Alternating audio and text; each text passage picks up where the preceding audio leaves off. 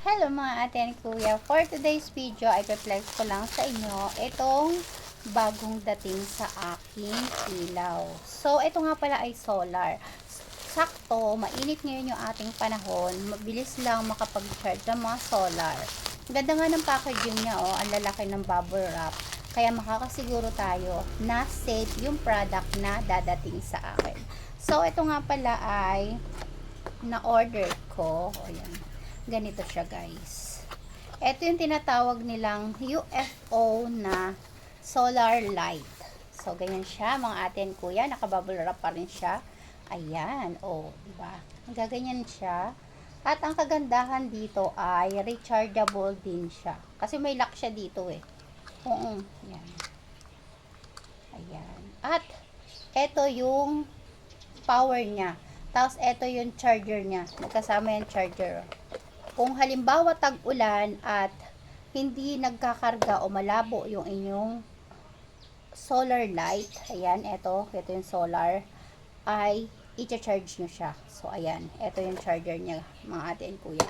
So, ganito yung kanyang ilaw. Ayan. Oh, ganyan siya. Pwede siya mabago-bago. Ito, kung gusto mo mag-blink-blink. Ayan, ganyan siya. Ito naman yung stable na ilaw. So, ayan nga yung, o, diba? Ang liwanag nito. O, pwede mo rin siya i-ganyan. Ganyan. At, isasabit lang natin to. So, kung gusto nyo makatipid, at gusto nyong magtipid sa panahon ngayon, dahil mainit, at yung ating mga ventilador, ating mga pampalamig ay gagana, dito tayo magtipid sa ilaw. So, ito ay ibibilad mo lang sa araw ng buong maghapon at kinagabihan, may gagamitin ka ng ilaw. So, ito ay ilalagay ko doon sa may garahe namin, sa balkonahe, para double purpose na siya. Magkakailaw yung motor ko at magkakailaw yung mga dadaan para hindi sila madiliman.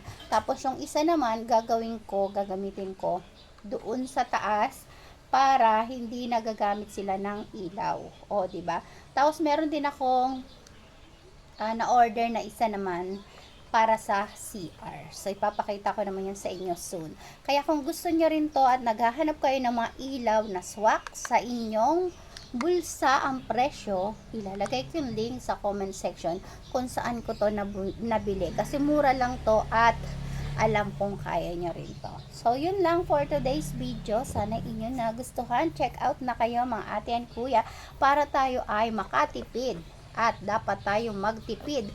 Lalo na ngayon, mahal ang mga presyo natin. Kaya dapat unisip tayo ng paraan paano tayo makakatipid sa ating mga gastusin. So, yun lang for today's video. Bye-bye and God bless everyone.